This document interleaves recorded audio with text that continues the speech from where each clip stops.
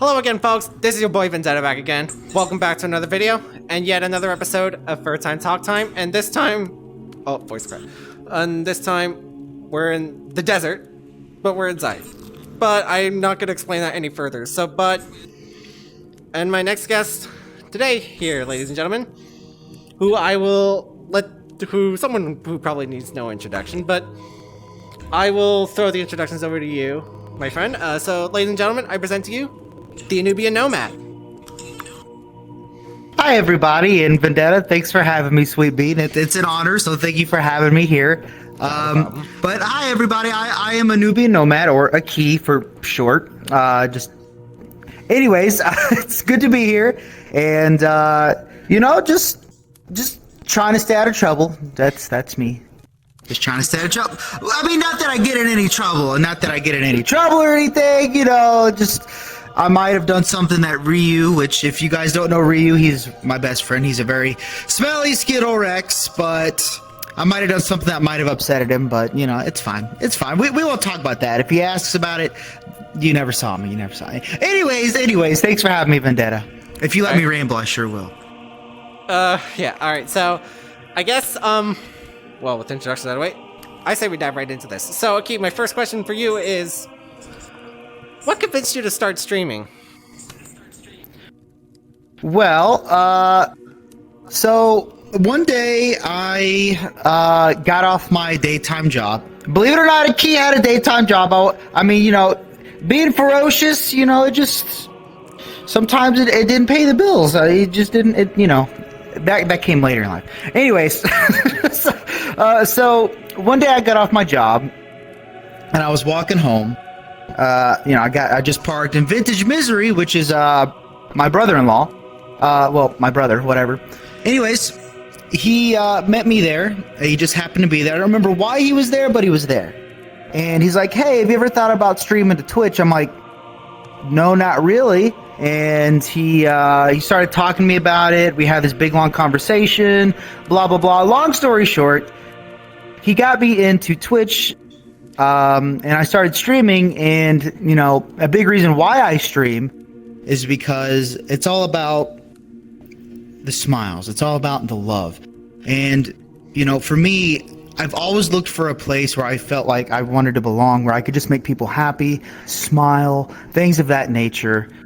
And I just started doing it small, and for the first 2 years I streamed to the same 14 wonderful people, some of which are still in my life and some of which are still really close friends to me, and I'm so grateful. And then I met Ryu, and which is why I always poke fun at Ryu, and then it just kind of happened, and now here I am, and I get to luckily do this full time, and I'm so just fortunate to be able to do this full time. But the reason, to answer the question, long story short, is the reason I do this is because it's about smiles. It's about the friendships that we can make. I mean, heck, without this, I would have never met you. So it's about the love at the end of the day. That's why I stream, is for love.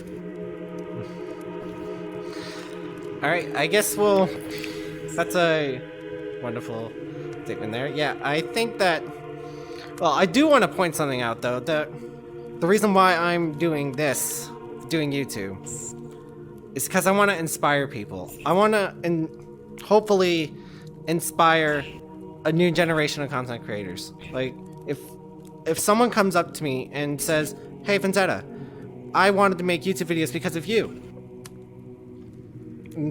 I want to inspire people to go for it, to chase their dreams.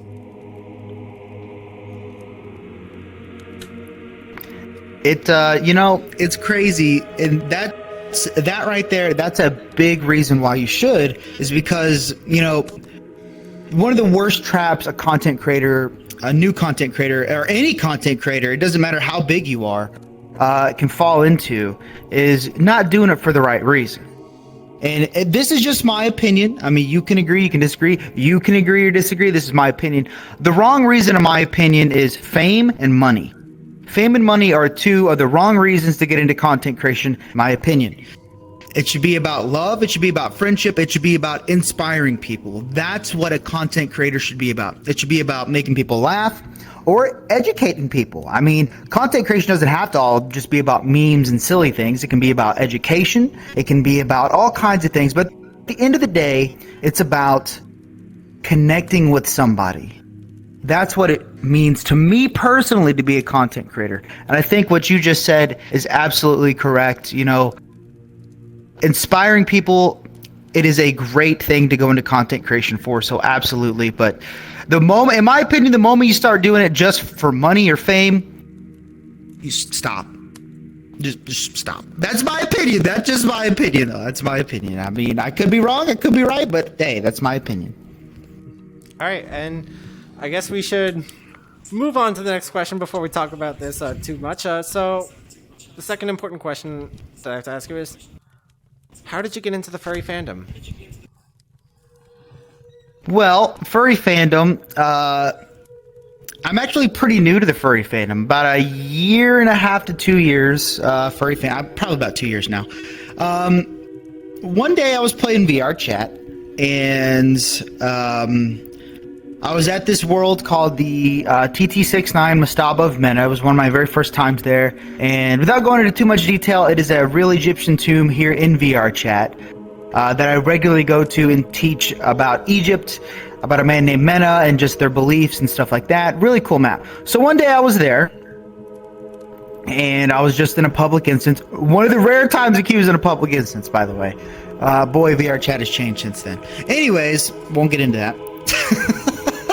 I was in a public instance of Mastaba, and sure enough, the public model, and I hate referring to myself as public model, but the public model of this avatar came running in. And I'm like, yo, what is that? And someone told me it was something called a Hopkin. I'm like, whoa, okay, is that a furry? Are you a furry? And they're like, yeah. I don't even remember this person's name. But they let me clone the avatar, and then I fell in love with the avatar, and then I just, you know, I never wanted to take it off. I'm like, this avatar, it feels like me. This feels like me. And then I started getting into furry things, and then I met Ryu pretty shortly after that, by the way. Probably about a month after that, and then I found Falcon, who created the Egyptian Hopkin, and there you go. Now this is me. This is a key. The Egyptian Hopkin became me, became a key, and that's kind of how I got into the furry fandom. Was just exploring a tomb in VR chat, and just a furry came in there and let me clone the avatar, and now here I am. All right, let's move it on. Okay, the next question for you, Aki, is, what is your favorite memory during streaming? Oh God! Like, what's one moment that you will remember for the rest of your life during streaming? Ooh, that's a tough question. There's so many memories I have with streaming. Honestly, I think this is recent, but it meant a lot to me. I don't know if I have a favorite memory because I can't choose, honestly. There's so many fun memories that I have with, you know, my nomads, and I'm so grateful to everyone. But of recent, a memory that it really got to me, and you know, I'm Twitch's biggest crybaby for sure. For sure, I'm Twitch's biggest crybaby. I would be surprised if somebody cries more than me on Twitch. Anyways, I cry because I'm happy, and this stream was no different. So I do something on Twitch called Made for a Day, and it's very rare. Yes, you can put this ferocious boy in a maid's dress, and it's the worst stream ever. But this day, it was a little different. So I started out in a maid's dress, right? And I was Tempest's maid. And Tempest is another friend of mine. He's a wonderful streamer on Twitch, by the way. Love Tempest very much. And he had me as a maid. So as a maid, I listen to people. I do whatever they want as long as it's not lewd. Aki does not do lewd at all. You know, so I'll listen to them, whether they want me to dance or sing or just play a game or go to a world, whatever they want. It's their day. I'm their maid for the day. So Tempest took his maid for the day, and behind my back, he got a bunch of my friends together, and he put them in this world, and they were waiting on me while I did all these other things. And it started off as like a ferocious challenge to see how ferocious I was, which I passed, by the way. No problem at all, by the way. I'm ferocious. So I did all that, and then he took me to this world. I forget what it's called. I think it's called Life or something like that. It was a beautiful world. And this world went over how beautiful life is. But sometimes we get so busy in life, we can't see the beauty happening around us. So we need to slow down. And I try to do that to this day, even though today, for example, Vendetta can tell you, that is not the case because I'm busy boy. But he took me there,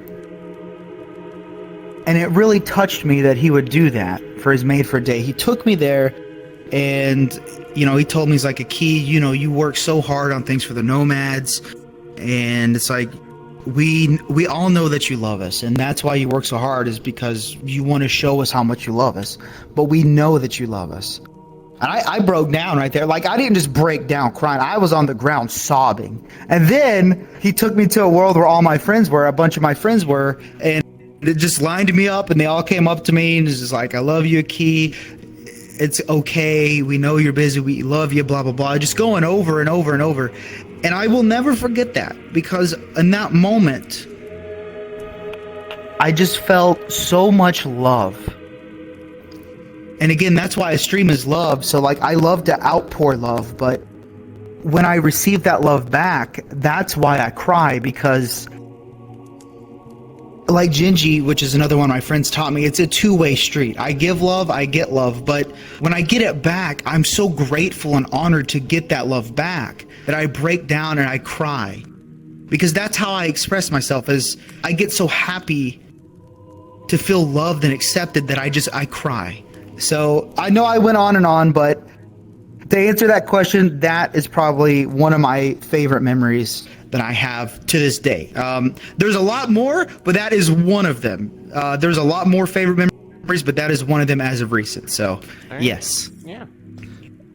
And I specifically remember that memory because I was there. Yep. Yes, you were. Yep. I remember giving you a hug, and you made me cry. There have been many other times I made you cry, but we're not going to talk about it here because... Well, yeah. Because... Yeah, let's just move it on. All right. So my next question for you is, who's someone that you look up to, like aspired to? Well, I have many friends I look up to, and it's hard for me just to choose one, because I could go on with my friends. Like, I could go on with Ryu, I could go say Gingy, I could say Vintage Misery, I could say all kinds of people. But to keep it on all fairness, I won't use my friends because it's hard to just choose one. I'm gonna say a person I look up to. There's two people in particular. One of them is a celebrity, and I'll just go ahead and say it. Robin Williams. I love Robin Williams. Robin Williams was just such a kind-hearted man, and you know, I learned a lot from Robin Williams. And you know, it shook me to my core when the unfortunate thing happened with Robin Williams, and there was a lesson to be learned in that you know, sometimes even the happiest people will put on a mask to hide the pain that they have inside their heart, because they don't want others to experience that pain and hurt. And Robin Williams, he was a great man. He did so many great things, and I absolutely love the man. And there's actually another one I'm going to add in there too. So I like Robin Williams a lot. I look up to him. Mr. Rogers. Everybody loves Mr. Rogers. I love Mr. Rogers. I grew up in the neighborhood with Mr. Rogers. You know, more recently there was a quote that I've been saying a lot to myself, and I say a lot on my streams. When bad things happen in the world, because, you know, this world is sadly kind of a scary and dark place. It can be. But in those dark times, Mr. Rogers always taught me, and this is something I've held with me near and dear to my heart. He's always taught me that when bad things happen and you see it on the TV or you read about it in the newspaper, look for the helpers. There are people that always want to help, which shows, and what you can learn from that is, no matter how dark the world seems, there's always people there willing to help and love. And love is always the answer to any situation. Love will always trump bad. Love will always trump evil.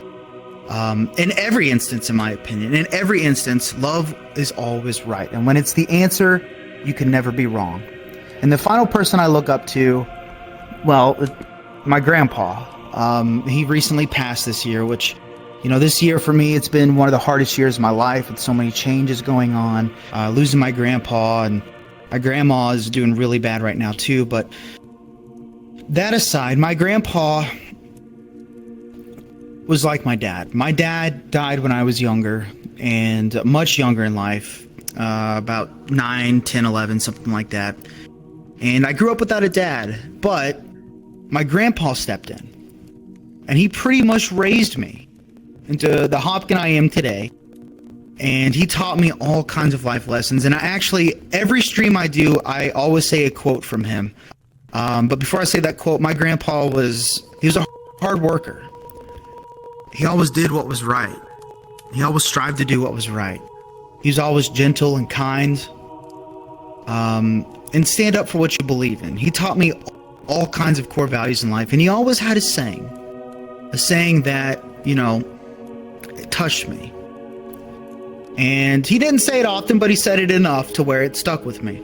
And that saying is something I always say on stream is, a small act of kindness, no matter how big, has the ability to create a smile. It also has the ability to heal a hurting soul. And that stuck with me, his saying. And I say it all the time on stream. Vendetta can attest to that. I say it all the time. But yeah, my 3 heroes, without choosing any, or people I look up to, my inspirations, without choosing any friends, because it's hard to choose: Robin Williams, Mr. Rogers, and my grandpa. I think those are very great people that they look up to, because I'm gonna throw some people that actually, I'm gonna throw something in there of someone that I look up to. And it's not something about what he said, it's more of what he'd been through. And the person I'm talking about, well, we'll get to that in a minute, but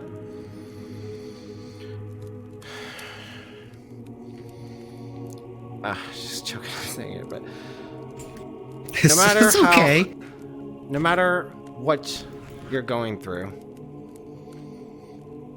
you'll always find the strong sense to keep going.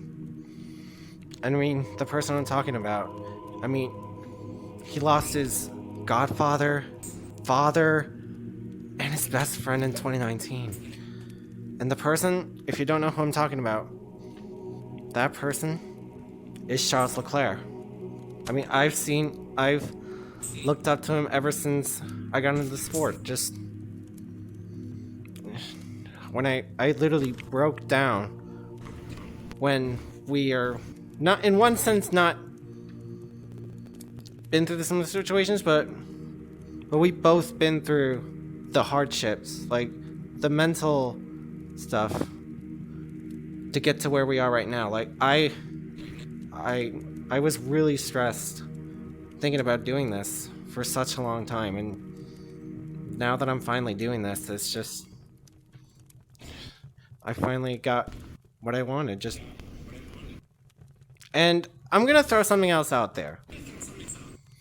There are 3 specific people that actually, it's not just Leclerc, but there are 3 people in my life that I know right now who actually gave me the courage to do YouTube.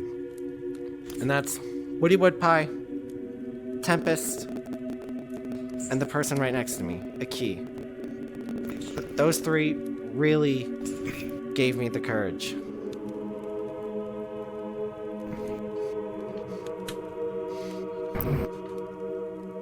We love you, bud. And you know what? I'm proud of you. Right. Alrighty then. Moving on before we get too emotional. I guess I'm sappy boy. Give me a second, I'll get you sappy. I get sappy, you'll probably get sappy. Everybody gets sappy. Don't worry, But I'm proud of you, though. But I'm proud if of we you, keep though. doing that, it's gonna keep like that. But let's move on.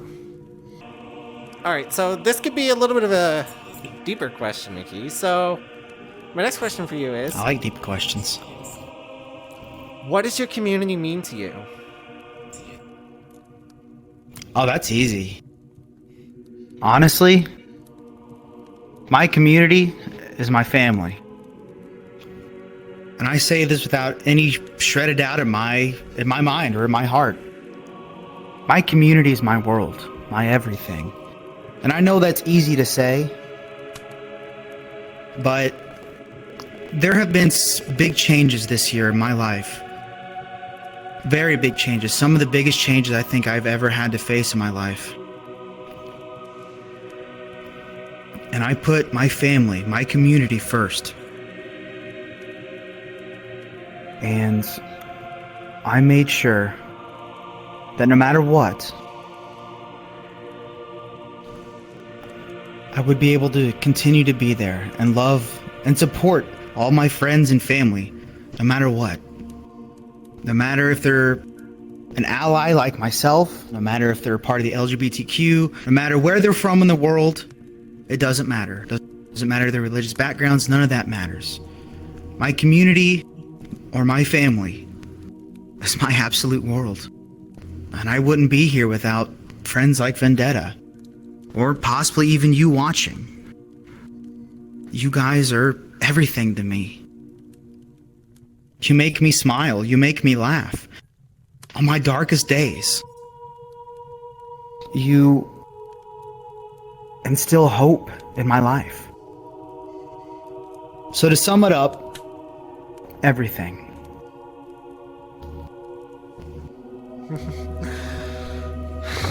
All right, let's move it on again. Okay, so my next question for you is, Aki, is there like a special item that you currently have that has a special meaning to you?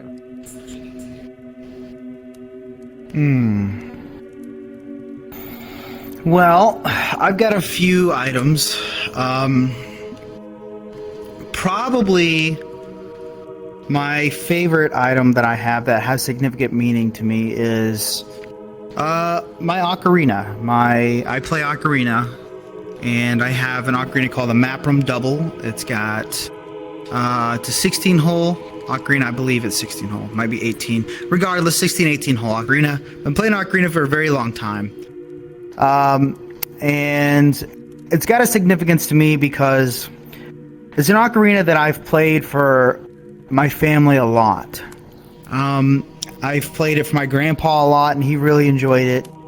I played it for my other grandpa, he really enjoyed it, and my uncle, my whole family's loved it.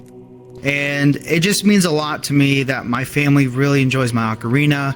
And, you know, when one of your role models, like we talked about my grandpa, really just enjoyed it and just loved learning, like he wanted to learn how to play it. He never got the opportunity to, unfortunately. It just really special. It just really special. Me and that ocarina have been through a lot together. We've grown together, like in my life, and I've learned how to play it, and just all these trials that I've overgone in my life. That ocarina has just always been there. But another big item that is really precious and dear to me is it's actually a bat. It's a Louisville Slugger bat from my grandpa. When my grandpa recently passed away, there was this very special bat that he had that I got the opportunity to fortunately get. When he worked at Louisville Slugger, we have a Louisville Slugger museum over here in Kentucky. And Kentucky is known for their bats, our Louisville Slugger bats. My grandpa worked there for like a long time, like 30 years. And it is a bat that they gave employees. It's got his name stenciled into it, and this beautiful gold lettering. And it's a really coveted item that he had, that he held dear to him, and now I have it. And I hold it very dear to my heart too. Alright. Yeah, those are some really good items. Alright. Let's move it on. So, my next question for you is, what was one of the biggest challenges that you had to face to be the person you are right now? Like,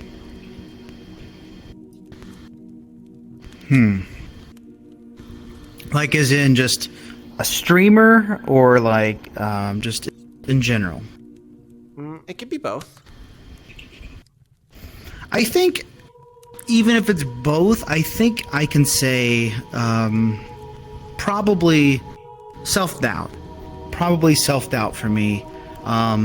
You know, oftentimes we are our own worst enemies. And I won't dig too deep into that rabbit hole because I can easily. But and what I mean by that is just like, you know, it's so hard to be your own friend, right? Because you always see your imperfections and you always are just so hard and critical of yourself. So I think one of the biggest things I had to overcome, and I'm still overcoming to this day, is learning to love myself and accept myself for who I am. You know, I don't have to be perfect. I don't have to have things all together. Nothing has to be perfect. You know, for when I'm setting up streams or just in general my life, you know, I think the biggest obstacle that I have to overcome daily is myself. It's just myself. And, you know, as I continue to learn and grow and love on others, I'm slowly starting to love myself more and accept myself more. So I think to answer that question, my biggest obstacle to overcome was myself and is myself. Yeah, I can totally agree with that because I'm still going through this. I'm still learning to find myself. But Yep. luckily, I'm getting somewhere. That's all you can do is just take each day at a time and just don't look at the negatives like, I should have done this today, I should have done that today, I should have done this. Instead, turn that mind around, turn that way of thinking around. It's like, hey, I did that today. Awesome. I'm proud of myself. Oh, hey, I didn't get to that today, but that's okay. I'm going to knock that out tomorrow. Just, it's all about perspective. If you can learn to look at things in a different light, then you're gonna slowly start to learn that, hey, you know what? You're really not that bad of a guy. So at least that's what works for me. Yep. Alright. Let's move it on. So, the next question I have for you is, how has your view of virtual reality changed?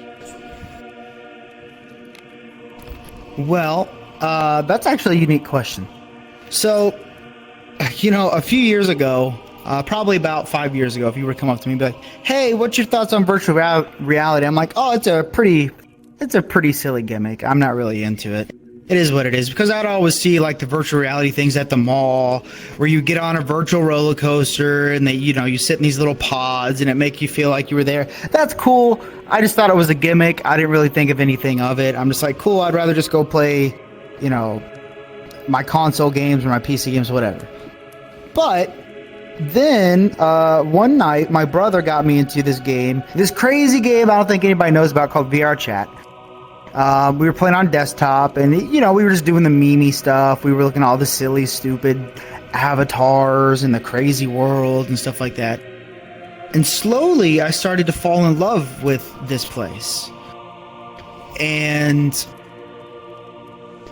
you know, eventually he stopped playing, and then I got, you know, I'm like, hey, this game can be played in VR. Let's give it a shot. I bet this game would be crazy in VR.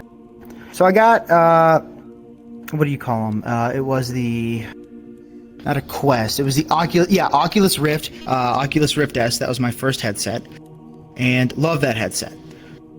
And then when I put that on, you know, my whole world and perspective changed to VR. I'm like, VR to me now, compared to back then, this is a place where I can come to hang out with friends. This is a place where I can come to just hang out and play games, and I can just laugh and I can cry. I can be real. I can be me in VR. And that's the best part about VR chat and virtual reality in general, is just, you know, like Vendetta and I, we're hundreds, if not thousands of miles away. But yet we're able to stand here in real time, and he can see my movements. I can see his movements. We can talk like we're actually there. Virtual reality, I am excited to see where the future of virtual reality leads. If this is where we are now, I am so excited to see what happens in the future of VR. But to me personally, VR is a place where I can go be myself, be around my friends. And honestly, I feel at home here. I love being here because my friends are all across the world. Like Ryu, for example, he lives in like Narnia or something. That's like billions of miles away. But I can like go talk to him. Just, hey, Ryu, want to jump on VR chat? Bam. And now we're talking in the same room. It's all virtual, sure. Obviously, it's not real. None of this is real. But Vendetta already said the friendships that we develop here in this virtual space, those are real. Mm-hmm. You just took the right words right out of my mouth. And I completely agree on your Yes. perspective because well, I wouldn't say about the Coaster stuff, but I saw an ad for the Rift CV1 back in, what, 2017? And I was Oh, yeah. I was like, okay, it's cool and all, but I wouldn't, not entirely sold on it. But then think back in like 2020, I think I stumbled on something called, I mean, you probably know what it is, Beat Saber, and Yeah, Beat Saber, yeah. and that's what got me sold on VR, that game. And the thing It's a good game. and this is just my opinion. I think probably Beat Saber is probably the main reason why people are getting into VR these days. I think I would agree with you there, Beat Saber. I mean, that's just my opinion. But I agree with that. I mean, my first game in VR, well, technically my first game in VR was when Vintage Misery handed me a PlayStation VR, and we were playing Resident Evil 7, and you're fighting the father figure in the garage. It's a boss fight. My first experience in VR was a boss fight. I won, but like, yeah, talk about intense. I got a guy coming at me like with a knife or whatever, and it's on fire, and I got to fight him with guns and stuff. That was my first experience, but my first good experience in VR, it wasn't scary, it was Beat Saber. I think a lot of people start out with Beat Saber because it's fun. It's just, it's fun. Who doesn't like to waggle their arms and get down to music? It's just fun. all right, before we get talking about this way too much, let's move on. All right, so this next question might be a little bit of a silly one, but I've actually never asked this one. But when you first started out as a streamer, were you in any way embarrassed to tell anyone what you did about streaming? Oh, well, honestly, that's actually a really deep question. So, I think for me, I think my hand's a little embarrassed there. I don't know what happened there. Anyways, so I think for me, it was more I was proud to be doing something. I was proud to be doing something that made people happy and smile. So, was I embarrassed? No, I didn't really feel embarrassed until, what was it? I guess I didn't really feel embarrassed until, what was it? I think it was one of my brothers was talking to our aunt or something like that, and they're just like, oh yeah, he's trying to stream for a living, he's trying to, you know, do stuff like that. And my aunt was like, what is that? I'm like, you know, just hanging out and just streaming on the computer. You know, you're trying to explain what streaming is to somebody that doesn't know, and they're just like, wait, so you play video games? I'm like, it's much more than that. And she's just like, well, that's silly. I'm like, well, I don't think it's silly. So I think that was really the first time I felt embarrassed about it, which I didn't need to. But most of the time, I felt proud. Not pride in myself, but proud to be able to have the opportunity to have a platform like Twitch, to be able to connect to so many people and make them laugh and smile, hopefully with the crazy silly things that I do. So yeah, that's a really unique question. I've never been asked that before, so that one was really unique. Yeah. All right, let's move it on. So, my next question for you is there any advice that you would give to someone if they wanted to start streaming, doing TikTok or YouTube? So I can't really speak for TikTok, but I would assume it's the same. I've kind of already touched on it a little bit earlier in this interview, but in regards to why, I'm going to talk about a few different things real quick. Why should you stream? You need to ask yourself that question. Now, is it just to have fun? That's fine. That's a great way to stream. That's a great reason to start streaming, to have fun. Is it to make new friends? That's an amazing reason to start streaming. Is it for fame? You can stream if that's what you want to do, but it shows. It shows. Is it for money? That shows too, if you're doing it for money. My biggest tips for getting started out is, one, do it for fun. Just do it for fun. Every stream that I do for fun. Ever since I started, it's always been about fun. Don't look at the numbers. Numbers, they don't matter when you first start off. And honestly, they don't matter in general. I mean, the only time numbers have really ever mattered is if you're trying to go for partner. I hate numbers. Numbers mean nothing. Numbers mean absolutely nothing. It does not determine who you are as a person, as a content creator, nothing. Because the true value comes within here, not what that counter says. So don't look at the numbers. They mean nothing. Another big tip I have is, this is actually more of a discipline. Be reliable with your schedule. You have to have a schedule.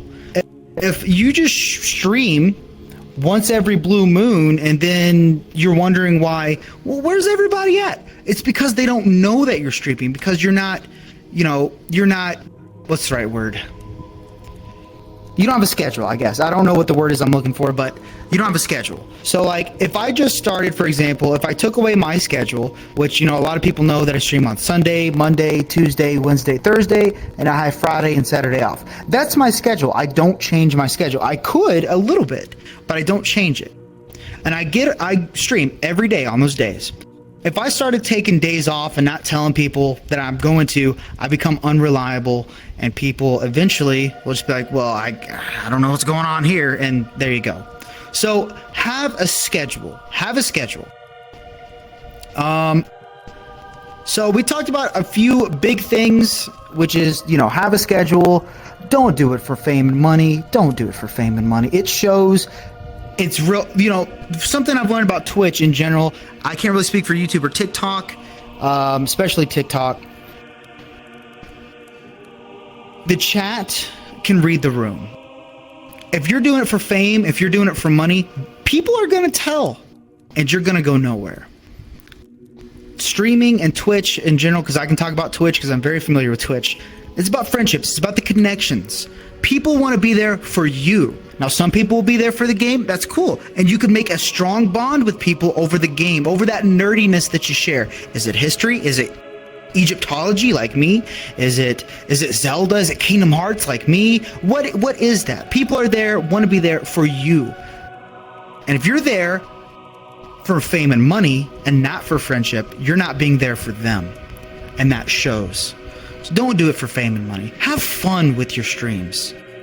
And have a schedule. That is the big things that I can just recommend. Have fun. Don't do it for fame or money.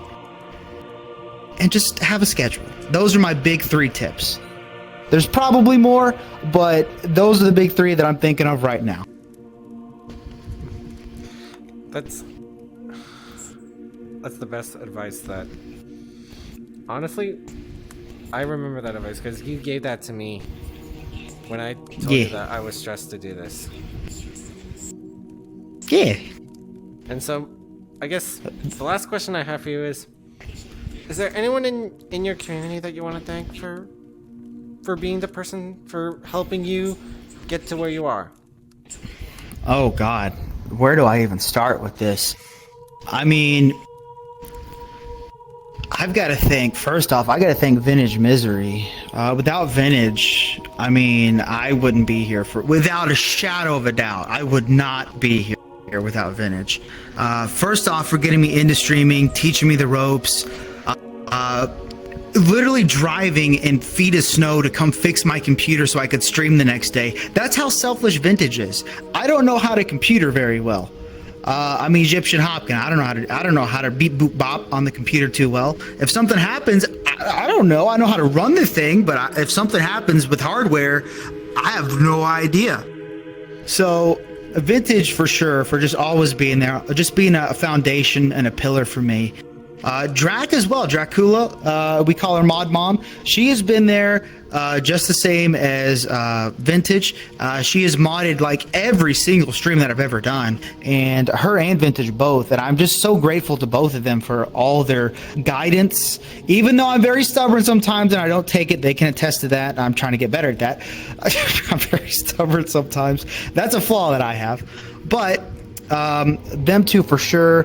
I've got Ryu obviously to think as well, and the same, on the same thing.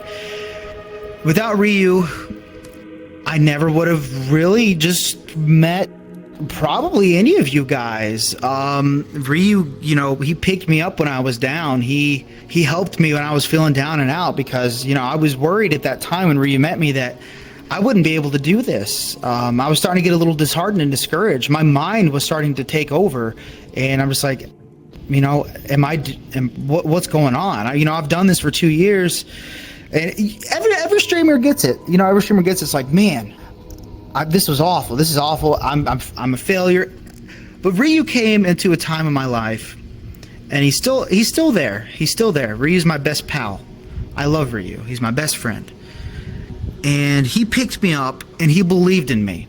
And the thing I love about Ryu is Ryu wanted to help me. He believed in my dream. And Ryu is so selfless to where he came out and, he sacrificed a lot of things. He did to help me. He sacrificed his time and effort to help me out, and we started doing YouTube together, and I could go on, but bottom line, Ryu picked me up. He believed in me. He supported me, and I value that friendship that Ryu, Vintage, and Drac and I all share. And I could go on. Like, I have Gingy, I could thank. Gingy showing me all kinds of stuff and just laughing with me and just being real with me, being real, and sometimes showing me that tough love that I needed at that time. And I think Gingy, if he watches this, knows exactly what I'm talking about. And I'm trying to be a little better. And I appreciate that tough love, because I'm a big softie. And I look up to Gingy, Vintage, Drac, Ryu. I could go on. I look up to Bambi Man. I look up to you. I look up to my friends. My friends are my world. And I look up to you guys for inspiration. And I want to thank all of you guys, because seriously, without all of you guys, without all of your help, I wouldn't be here. I wouldn't even have the opportunity to make you guys smile. So literally, it's because of you all that I am who I am today, that I feel loved and I feel accepted.